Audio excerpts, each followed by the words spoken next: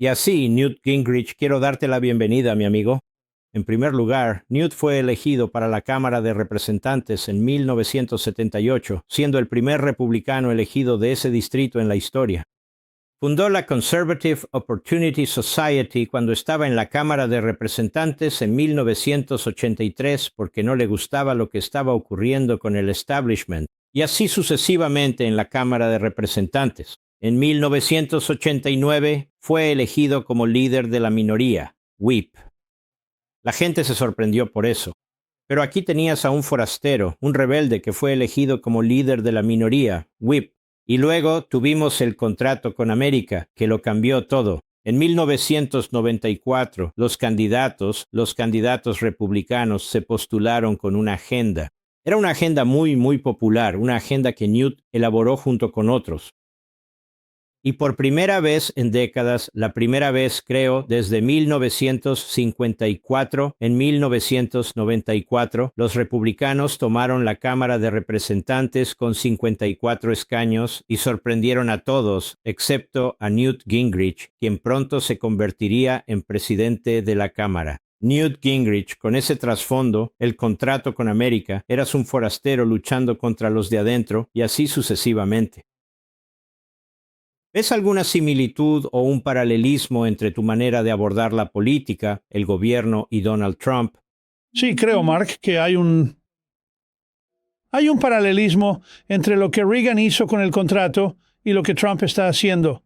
Reagan fue el primero en aceptar los principios del nuevo acuerdo, y Franklin Delano Roosevelt. Él no logra abrirse paso totalmente. Derrota al Imperio Soviético, relanza la economía estadounidense y renueva la creencia en la cultura cívica estadounidense. Pero al final no lo cambia decisivamente. Y francamente, George H.W. Bush no tenía idea de lo que representaba Reagan. Y hubo muchos retrocesos después de que Reagan se fue. Llegamos, y es justo decir que el contrato con Estados Unidos era esencialmente Ronald Reagan. Tomamos ideas, la reforma del bienestar, por ejemplo, comienza con Reagan en 1965, cuando se postula para gobernador. La aprobamos en 1996. Así que hay un paralelo. Yo era un rebelde. Una vez dije, soy un auténtico revolucionario porque lo soy. Creo que el establishment rooseveltiano, que ha estado en el poder desde 1933, se ha deteriorado, es corrupto, se ha ido muy a la izquierda en valores radicales y es incapaz de resolver los problemas del país. Así que yo estaba muy a favor de Trump, porque creo que el presidente Trump representaba una especie de tercera etapa en este esfuerzo. Y él surgió del movimiento Tea Party, que cuando retrocedieron después de que retrocedieron después de que Reagan se fue. Retrocedieron después de que yo me fui. Y a los republicanos les cuesta mucho entender estos principios fundamentales.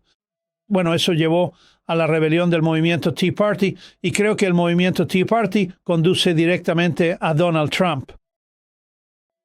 Y Trump es el primero que es articulado, duro, persistente y es valiente para cambiar las cosas. Y creo que es el mayor agente de cambio que los republicanos han tenido probablemente desde Abraham Lincoln. Y viste algo en él desde el principio. Lo apoyaste a principios de 2016. Por eso me pregunto, ¿lo apoyaste a principios de 2016? Rush Limbaugh vio desde el principio que él era diferente, que sin importar lo que la gente dijera sobre él y demás, Rush era un rebelde. Tú eras un rebelde. ¿Qué viste en Donald Trump en 2016? Porque fue desde el principio, ¿sabes? Él no había dirigido ningún gobierno ni nada por el estilo. Siento que en su segundo mandato, en realidad se ha vuelto más conservador y más deseoso de hacerle frente al gran gobierno y de devolver la libertad al individuo y el poder a los estados. ¿Qué viste en 2016? Él realmente tenía un sentido profundo de cuán grande debía ser el cambio. Y nadie más que se postulaba lo tenía. De hecho, tuve una conversación con uno de los favoritos tratando de explicar por qué seguir al establishment no funcionaría y simplemente era un callejón sin salida. Quiero decir, no podían imaginar el nivel de cambio que necesitábamos Trump sí podía, en parte porque no era un interno. Él no sabía cuáles eran las reglas. Sabes, no podía pensar fuera de la caja porque no creía que existiera una caja. Y como resultado, estaba mucho más dispuesto a decir y hacer cosas de manera dramática que cualquiera de sus competidores. La otra parte de eso, creo que lo que realmente me atrajo, ya sabes, Trump no es un conservador. Trump es el antiliberal más efectivo de la historia moderna, pero eso se basa en lo que él considera sentido común, no en Bill Buckley ni en ningún otro tipo de conservadurismo teórico. Y simplemente pensé, el puro coraje, quiero decir, como historiador, siempre he creído que un cambio realmente grande requiere un nivel de dureza y un nivel de valentía. Eso es muy anormal, ocurre muy pocas veces. Estudiamos a ese tipo de personas, ya sabes, durante siglos. Robert de Bruce en Escocia, por ejemplo, o Charles de Gaulle reconstruyendo Francia después de la Segunda Guerra Mundial. Quiero decir, estos son gigantes. Y podía percibir que Trump tenía el potencial de tener el coraje suficiente para hacer lo que funcionaría. Y francamente pensé que los otros candidatos eran simplemente políticos normales. Y pensé, ya sabes, que los políticos normales no iban a resolver nada, porque no podían salirse de las reglas del viejo orden. Y en sus primeros 7, 8 meses has visto lo que ha hecho Donald Trump. ¿Ha superado incluso tus altas expectativas sobre él? Sí, diría que es entre un 30 y un 40% más agresivo y creativo de lo que habría esperado. Esperaba mucho. Y había trabajado con el America First Policy Institute y sabía que tenían montones de órdenes ejecutivas. Y conocía bastante bien a la gente que lo rodeaba. Pero tengo que decir que, de alguna manera, ha sabido captar el momento. Y que se levanta todos los días y en unas 16 a 20 horas logra hacer una cantidad increíble de cosas. Y luego duerme 4 horas y al día siguiente se levanta y pasa otras 16 a 20 horas haciendo una enorme cantidad de cosas. Y es algo muy amplio. Por eso dije, tienes que entender eso. Él nunca piensa fuera de la caja porque no cree que exista una caja. Así que en un momento está lidiando con las tonterías de izquierda de algo como Cracker Barrel o Bud Light. Al minuto siguiente está tratando el tema de Ucrania. Luego regresa y está abordando el crimen en la ciudad de Nueva York o el crimen en Washington, D.C. Quiero decir, si observas la velocidad con la que pasa de un tema a otro, es bastante extraordinario. ¿Crees que muchos funcionarios electos, los republicanos oficiales, entre comillas, todavía tienen dificultades para aceptar esto? Oh, sí, mira, quiero decir, creo que hay momentos en los que yo mismo tengo problemas para aceptarlo. Mira, esto es un fenómeno. Él no se parece en nada a lo que estudias en ciencias políticas. Es mucho más alguien que estudiarías en historia. Es un emprendedor, no es un líder corporativo. No se sienta con un grupo de asesores que le dicen cuáles son sus opciones. Él elige una opción y luego le dice a su equipo que la implemente. Quiero decir, es una persona muy decidida y directa. Y creo que, además, francamente, tiene como un 10% de su personalidad que es autodestructiva y hace cosas que no le ayudan. Y creo que la aprobación de sus políticas es 10 o 15 puntos más alta que la aprobación hacia él. Y eso es por esta necesidad. Tiene que ir hasta el límite, luego saltar un poco más allá y después volver bailando. Pero en el proceso pone nerviosa a la gente. Y creo que si eres un político normal, ya sabes, un republicano electo normal, una de las cosas que quieres es una sensación de calma y certeza, porque la política ya es lo suficientemente aterradora de por sí. Quiero decir, recuerda que cualquiera que esté en la Cámara corre el riesgo de perder su trabajo cada 2 años.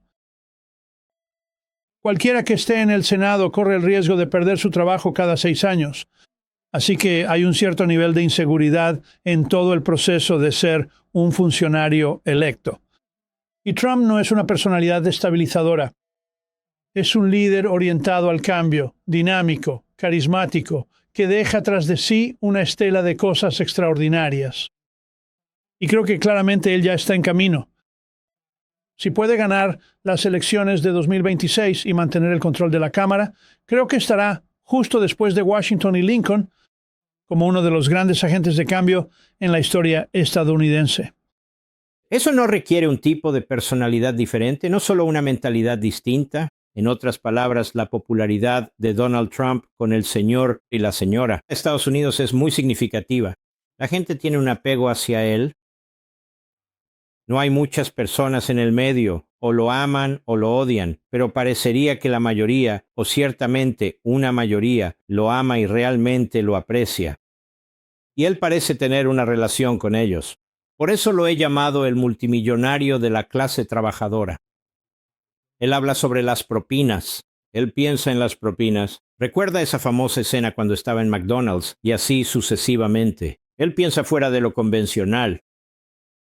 Porque como señalas, no hay una caja. Y como constructor, como desarrollador, estas eran las personas con las que trataba. No trataba con todos esos multimillonarios y demás, a menos que fuera necesario.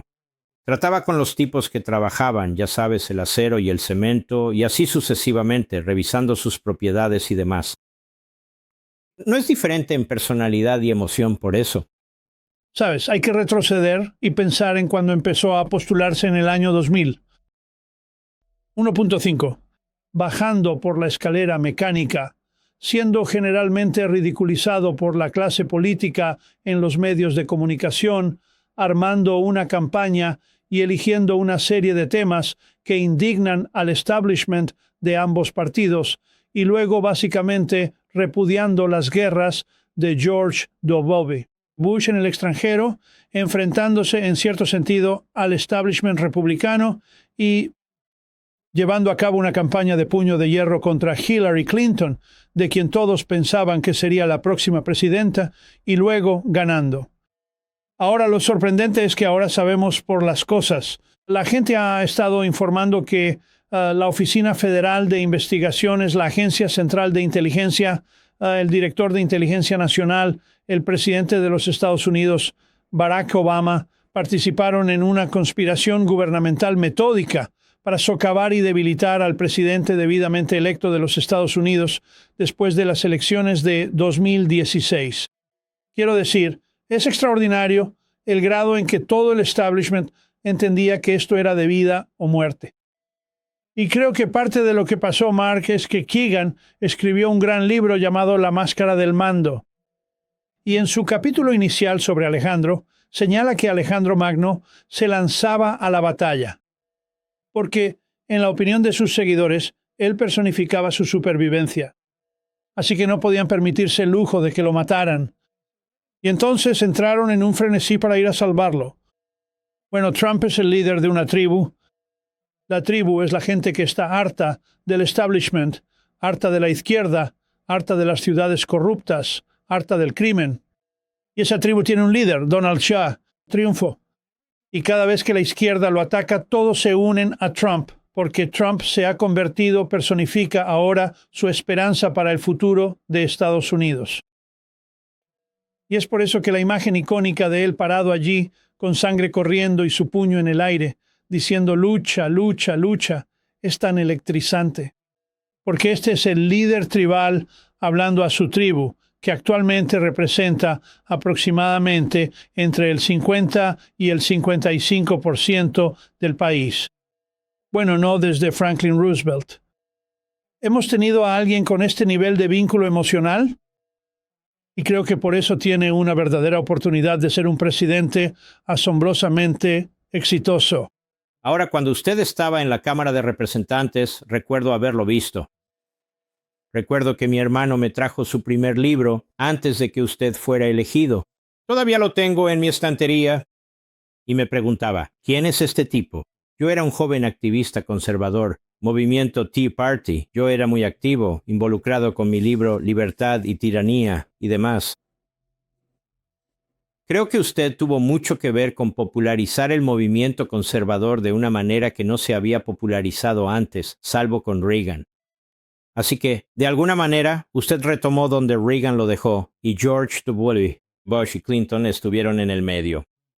Cuando usted era presidente de la Cámara, siempre le dan a Clinton el crédito por el presupuesto equilibrado. Usted lo obligó a equilibrar el presupuesto. Usted obligó a los demócratas a sentarse a la mesa. Usted cerró el gobierno y sí equilibró el presupuesto. ¿Cómo fue esa experiencia? Quiero decir, ¿cómo es tratar de controlar a todas esas ardillas? Y hay mucha gente que está enojada con usted porque sacó a los líderes del establishment, como Bob Michel y otros. Por eso digo que usted tiene un poco de Trump en usted, o él tiene un poco de Newt en él. ¿Cómo fue todo eso? Bueno, primero que nada fue agotador. Calculamos en una ocasión que trabajaba unas 106 horas a la semana, probablemente 20 horas más de lo que debería, pero estábamos tratando de hacer mucho. Cuando tienes un partido que ha estado fuera del poder durante 40 años, literalmente no había nadie que hubiera servido en la Cámara. En una mayoría republicana, excepto Bill Emerson de Missouri, quien había sido paje en 1954. Quiero decir, eso era lo más cerca que estábamos de tener algún conocimiento de lo que significaba ser mayoría. Así que tenías que seguir a Reagan y en realidad a los tres. Las personas clave a las que seguí fueron Lincoln, Reagan y Thatcher. Lincoln dijo en una ocasión que con el sentimiento popular nada puede fallar. Sin el sentimiento popular nada puede tener éxito. Hay un libro notable sobre Reagan llamado La educación de Ronald Reagan y trata de sus 8 años en General Electric y lo que aprendió sobre cómo cambiar la opinión en términos de tratar con los trabajadores manuales, donde dio más de 480 discursos. Y luego Thatcher dijo una vez, primero se gana la discusión, luego se gana la votación. Y yo era fan de Thatcher, la conocía.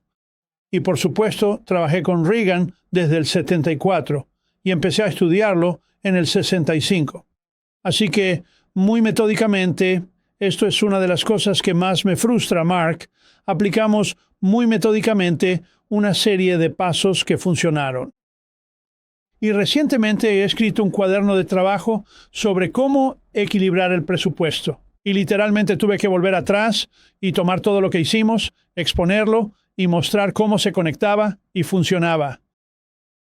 Y mi esperanza es que podamos educar a una nueva generación de republicanos y a una nueva generación de conservadores. Pero Reagan, Thatcher y yo tuvimos la misma experiencia. Mientras estuvimos allí, mientras dominábamos, ocurrieron cosas increíbles.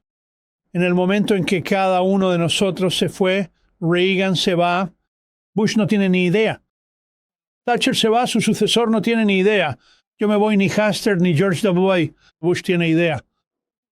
Lo que sucede es que tienes un partido que realmente tiene que aprender a ser una mayoría efectiva. Ahora, la diferencia es, por supuesto, que con Trump tienes a esta figura asombrosamente carismática. Y conozco a Trump desde hace mucho tiempo. De hecho, somos miembros de Trump National. Solíamos verlo mucho antes de que fuera candidato. La primera vez que hablamos con él sobre postularse fue en un desayuno en Des Moines, en enero de 2015. Creo que es un fenómeno. Quiero decir, no creo que se pueda, así como Lincoln fue un fenómeno. No podías imaginarlo con los antecedentes de Lincoln. Lo increíblemente bueno que sería.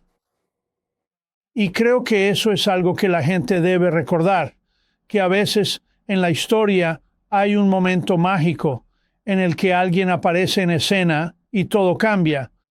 El nombre de mi padre era Robert Bruce Gingrich, así que Robert de Bruce siempre me ha fascinado y soy adoptado. Originalmente era un Macpherson y luego un O'Doherty, por lo que tengo antecedentes escoceses e irlandeses. Pero si vas, mira a Robert de Bruce, que pasó 17 años luchando para liberar a Escocia de Inglaterra. 17 años. O miremos a Washington, que pasó 8 años. Quiero decir que esta gente es un fenómeno y sin ellos la historia es totalmente diferente. Bueno, Donald ya, Trump es un fenómeno. Y creo que, a menos que comiences con esa comprensión y su relación, como mencionaste antes, su relación con sus seguidores es una relación tribal. Él es de la sangre de la tribu. Él es la persona a la que admiran, la persona a la que reverencian, la persona a la que quieren seguir y la persona por la que lucharán para defender. Y por eso cada intento de la izquierda de meterlo en la cárcel, los intentos de asesinato, los intentos de destitución, cada uno de ellos, solo fortaleció el vínculo entre el resto de la tribu de Trump, o como dices, la tribu de hacer América grande de nuevo, y Donald Trump. Tú sabes, Newt Gingrich, yo le digo a la gente, vive el momento porque estás viviendo la historia. Esto es una parte importante de lo que será la historia de Estados Unidos. ¿Estás obteniendo valor de este video? Solo le pido que le dé like, lo comparta y se suscriba al canal si aún no lo ha hecho.